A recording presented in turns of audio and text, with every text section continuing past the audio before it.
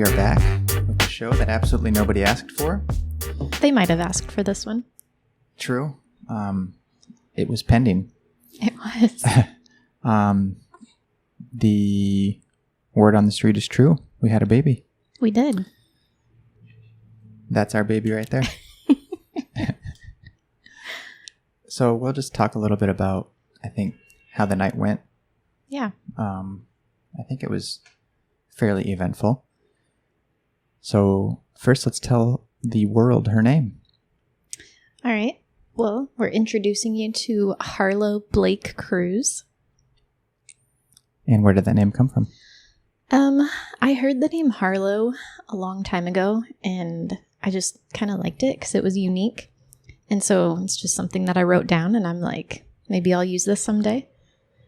And then when we were discussing what to name her, it dawned on me that Harlow is a mixture of my Grandpa Harold and my Grandma Lois's names. And so that just kind of sealed the deal for me, and I was like, I thought it would be really cool to name her after them. And so we decided on that. And then Blake is Mike's middle name. So she shares a middle name with her dad. Yeah. No, I really like the name. I've never heard of it before. And it really wasn't negotiable. You were like, this is going to be her name if it's a girl. Yeah. And so, but thankfully I liked it. Thankfully. Yes. So she was born on November 2nd. Mm-hmm. Exactly on her due date. Yeah, which was cool. Mm-hmm. 4 in the afternoon? 4 in the evening? Yeah. Afternoon? Yep. You went into labor at what time? It was like on the 1st. So I started having contractions at like 10 p.m. Yeah, on Sunday night. Literally right as we went into, like, we got in bed. Yeah. Well, the previous couple nights I had kind of been feeling some contractions, I thought, but they weren't anything crazy, and they ended up going away after a while. And then Sunday night, I started feeling that again. And I was like, same thing I've been experiencing. But then they just progressively started getting more intense. Mm-hmm. That was the first time that you had said, because I was asking you over the past couple of weeks, I'm like, on a scale of 1 to 10, 10 being the worst pain, where are you at? And you're like, 4. And I'm like, yeah, I'm good. I'm like, I'm going to continue playing Xbox. You're fine. And then this was the first time where you visibly looked more in pain. And then I asked you and you were like, it's a 7. And I'm like, oh, okay. This is more serious. Yeah. Well, and we forgot to mention too that Sunday morning when we woke up, I came downstairs and I was like, I don't know why, but I just woke up with the feeling that it's going to be soon. Oh, yeah. Yep. And you're like, really? You think so? And yeah. I'm like, I don't know, but I just woke up with that feeling. Mm-hmm. Mm-hmm. Yeah. So then you started having much more pain. That's when we started recording your contractions, which any upcoming parents, I think that app was really helpful. You just time your contractions, how often they're coming. Yeah, and it just keeps track for you. And I think it started at like, when we started timing, I think it was like 10 minutes apart. And then it eventually got to like 7 minutes. Mm-hmm. And I think when somewhere in between there, I told you, I'm like, let's call and see what the doctor says. Yeah, the whole night kind of like blurred together for me. Mm-hmm. Before you told me to call, was that at the point when I'm still like in bed, like just hoping it wasn't actually happening right now? Mike was trying to go to sleep and I'm laying there like, I don't think we're going to make it through the night. I know. And I was so tired and I was like, oh, you're good. And I'm like, well, we'll just wait till like, ideally you just sleep through it and we wake up and we head like after our alarm wakes us up. Yeah. So then it was getting more serious and you were in pain. And then you told me to call.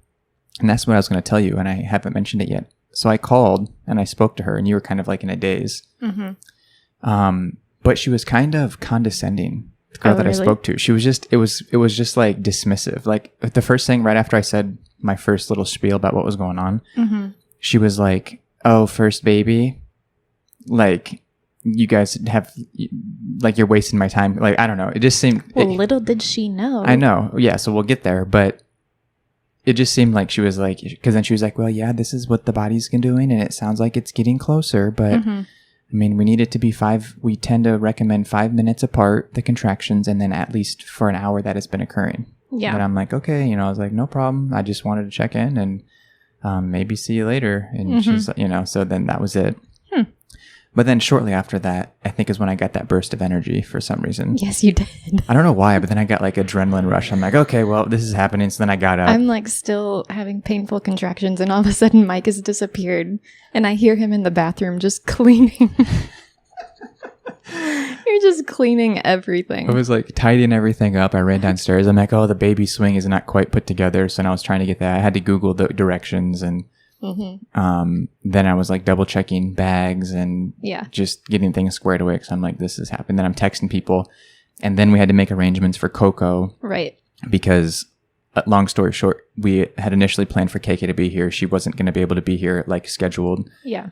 And then I'm like, well, who's going to take care of the dogs? And I was putting together this plan for somebody that I was going to eventually pitch to come and take care of the dog. Right. I didn't know the person yet, but I'm like, here's what's going to happen if they do say yes, they can help out. We could have been a little more prepared in some ways. But my point was I got up and I was just like knocking all these things out and then trying to like get prepared. And then we both like, you showered, I showered. And then we just, I think that was basically it for here. Then we just loaded up and... Yeah, after I showered, I tried to lay back down because you really wanted us to try and wait until they were closer together. And after I showered, they actually started getting like further apart, but the pain was getting like more intense. That's right. I forgot about that. And so you're like, let's just try and wait. And eventually it just got to the point that I'm like, we got to go, which I think was like, what, 3:30 in the morning? Yeah, that I have no idea. Yeah. That I was going to say after 10, I don't remember like time frames. I'm just... Yeah. I think it was like 3:30 because I remember your badge that you got at the hospital. It said we checked in at like 4:15 or something like that. Yeah, so then we got to the hospital, went through security, checked in. It seemed fairly smooth. Then it was just like all like business. That lady that was giving us paperwork, she's like, okay, sign here, blah, blah, blah, sign here. But the thing is too, like on the way to the hospital, I felt like I wasn't having them as often or like not as painful. So I was like, they're going to send us back home. And like, but I just wanted to go get checked out. I was kind of worried about that too. But on average, your contractions were around 5 minutes. And when you look at it. Because like I walked in there fine. They even offered like a wheelchair and I'm like, no, I'm good. Well, that's what I was going to mention too. Just the entire process.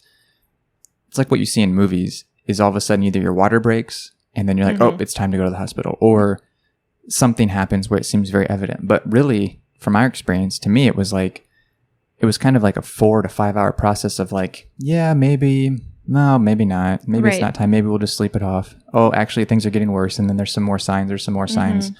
I definitely knew it was time because they kept coming, but it was just confusing to be like, when do we go? Yeah, it definitely wasn't evident or apparent when to just take off and leave. And it's not that close of a drive either, but thankfully it was in the middle of the night with traffic wasn't an issue. Right. Riots have not occurred at the time. Yeah. So we got there. Then, so you had the first nurse look at you, and she said the same thing. Whoever came in was like, "Oh, first baby." Yeah. Because you were handling it pretty good. You had like 2 contractions on the way into the room. You stopped. You're like, okay, give me a minute. And when you were filling out paperwork and stuff. Yeah, because I was like, she's probably looking at me like I'm kind of calm right now, and she's probably thinking like, yes, that's how it seemed, because they were just all calm and they were just like, I don't know. Yeah.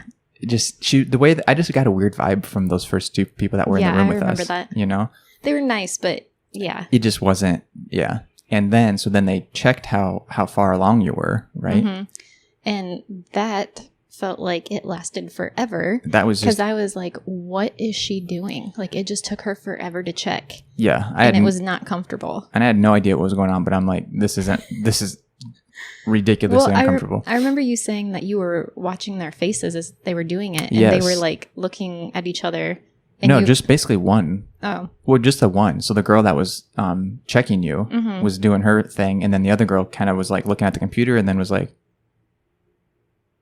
yeah. Like, because she was also curious what was going on. Why it was taking so long. Yes. But you happened to be. And then, she finally finished and she's like, okay, I'm getting that you're 7 centimeters. Right. And I was like, what? Yeah, you kept saying that. Because at my last appointment, I was only 2.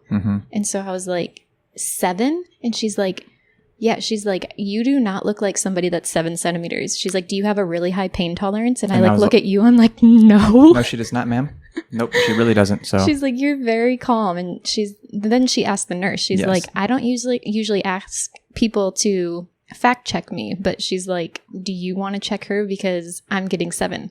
So then I had to go through it again when the nurse checked me, and she said the same thing. Yes. She's like, yep, She's you're like, 7. Yeah, 7. She's like, okay, yeah, we recommend that we just go ahead and check you in. And then they kind of like yes, got into serious mode, like, okay, you're staying. Yes, and then they started making calls, and then stuff happened. But yeah. So for people like me that didn't really have the understanding of what 7 is, basically at 10 is when you start pushing. Mm-hmm. So 7 is you were significantly far along. Right. And most women at that stage are in much a lot of more pain. visible pain. Yeah. Mm-hmm. And it was much more apparent. But for you, somehow you were handling it very well. Yeah. It was good. So then they admitted us, and then we kind of just, it was just. Then they took us to the room, the delivery room, mm-hmm. and kind of got us set up there. And that all just blurred together to me. It was kind of just laying around and. Well, at that point when they took us, like, I was really starting to feel them again, and it was painful. So I was like, epidural, please. Oh, yeah. Oh, well, that first nurse was like, oh, sweetie, you're doing great. Like, you don't, Yeah. I think you can make the whole thing with that epidural. You know, Yeah. she's like, I've seen people do this all the time She without was super encouraging because she's like, you're already at 7. Like, you got this. And Yeah. for a split second, I'm like, okay, maybe I can do it. I know. I was like, Leah Runge did it. Kelsey did it too. I'm like, Oh, yeah. they're beasts. Mm-hmm. Then, yeah. Because I was considering it, and then my next one came, and I'm like, nope. Right. I know. Because then she came back in and checked, and you're like, yeah, I think I'm going to go ahead and start it now. Yeah, And I then- was like, thank you for encouraging me, but no. Yeah. And she was cool with it. Yeah. So once I got that, then I was able to relax. Which that was news to me as well. That was a long process. I kind of just figured that they would just stick it in your back. I didn't really know what to expect. I thought they were going to give you a shot, and then so be it. Yeah, no, but I think what also took a little bit of time is we had a bunch of residents Yeah, that were was kind of being like guided along to do it by another doctor or whatever. Yeah, that was Which unexpected. he did a great job, but I think he was just probably maybe took a little longer than usual. Yeah, everybody. Yeah, we had 3 or 4 resident doctors, But they were all great. They were all great. Yeah, but it just seemed like they don't ask. Like you kind of want like the cream of the crop, like taking care Right. of you all the time, and Right. not that we would have made a fuss about it if they're doing their job, which they were, and they were Yeah. all very competent. But it was just kind of strange. Like you just come in, there's like somebody really young that looks fresh out of Yeah. med school, and they're Yeah. you know, But they did good. Yeah, they I have did. no complaints. No, they were exceptional. So then the whole night was just a lot of waiting around. Because I think because I was 7 centimeters, everybody was like, oh, you're going to have this baby soon. Oh, yeah. and so we were kind of prepared for that. But then I kind of stopped progressing, and it was a longer night than we expected. Yeah, those hours just drug on. Yeah. But then it got to a point where they just checked you, and then all of a sudden it was like, yeah, you're about to have this baby. It's time to start pushing, right? Yeah. After, a lot of like, they kept checking me and like, okay, we need to help you along a little bit. And then, yeah, I started feeling pain again. Mm-hmm. And she was like trying to reposition me, and it just wasn't working. She's like, let me check you again. And she's like, yeah, it's time to have a baby. So and then I was like, thank God. Yeah, I know. Because it was like a rush getting there, and then things picked up, and then it was just dead. Mm-hmm. And then all of a sudden after that, then everything is like amped up again. They make a phone call, and literally people are like rushing into the room. Yeah, all of a sudden all these people are coming in, Yes. and it's just like business and... And then I'm like more alert again. And Yep. so yeah, and then you only pushed for 15 minutes, Mm-hmm. which I guess is really quick too. I guess, Especially for your first child. Yeah. Yeah, I guess that's what they said. But yeah, that experience, the pushing part was kind of how I expected. Yeah.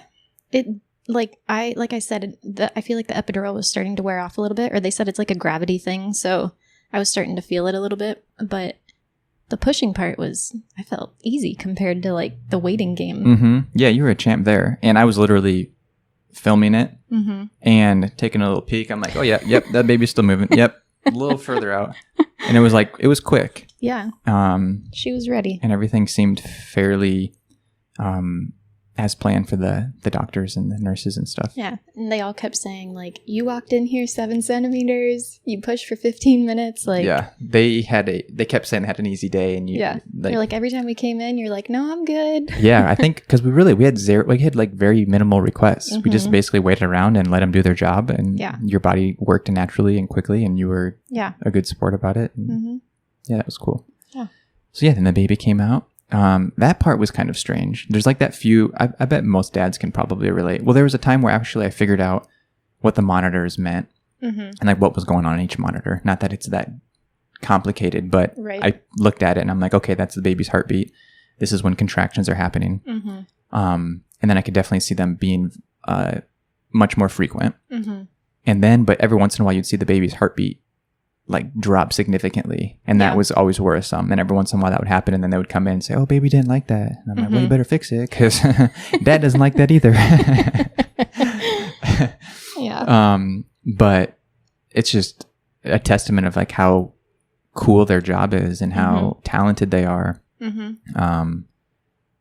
It was bittersweet leaving for me because they were so exceptional and you just feel their love. Maybe it wasn't real love. Maybe they're just doing their job really well and they just made you feel like they cared about you significantly, which they probably do because that's their field for sure. But there was just something about it where you're just so grateful. It felt like it, like I mentioned it, like it was like our wedding night.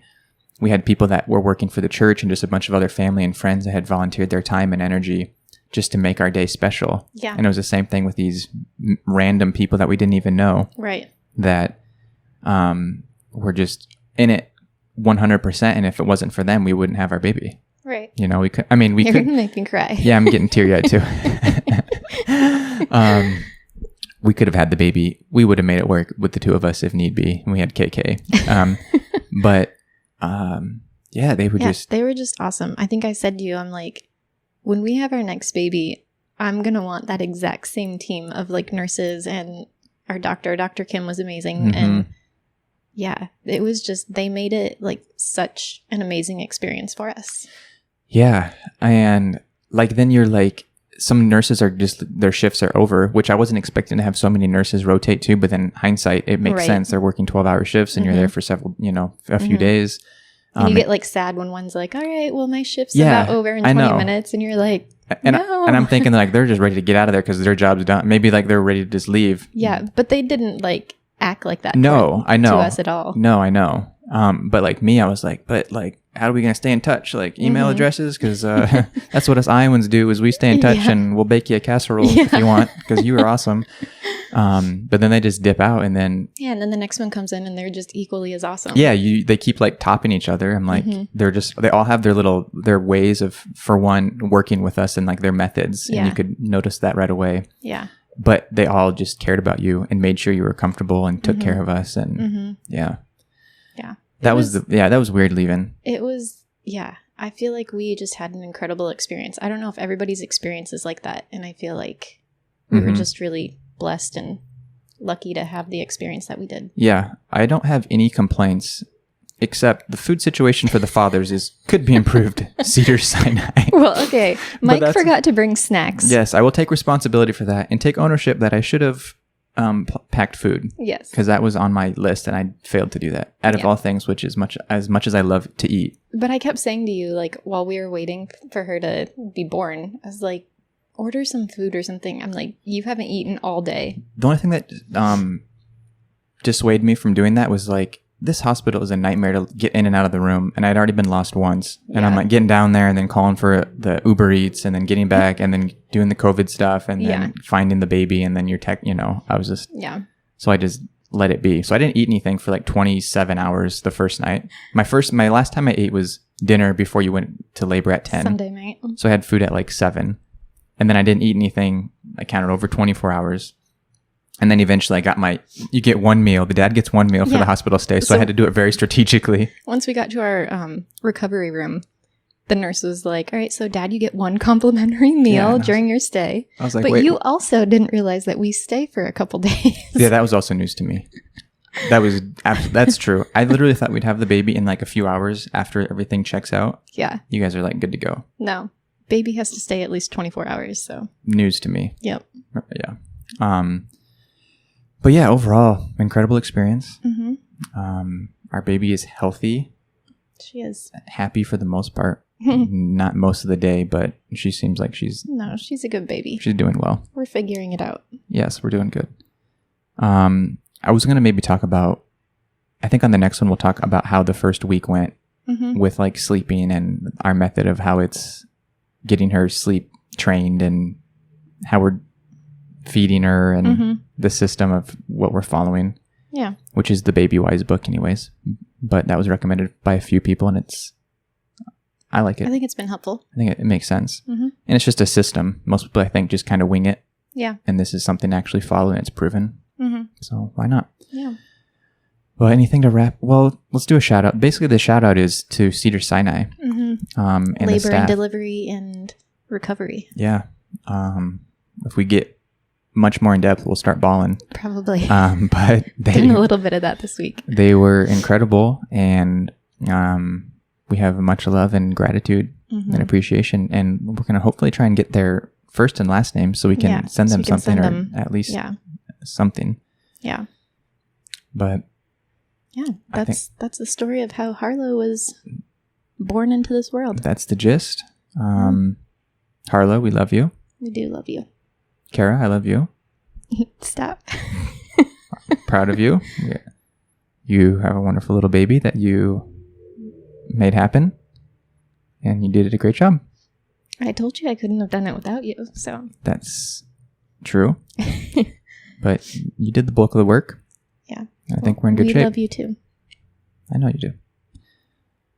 Let's wrap this up. Okay. I love you. I love you too. And see you on the next one. All right. You got to make chili now.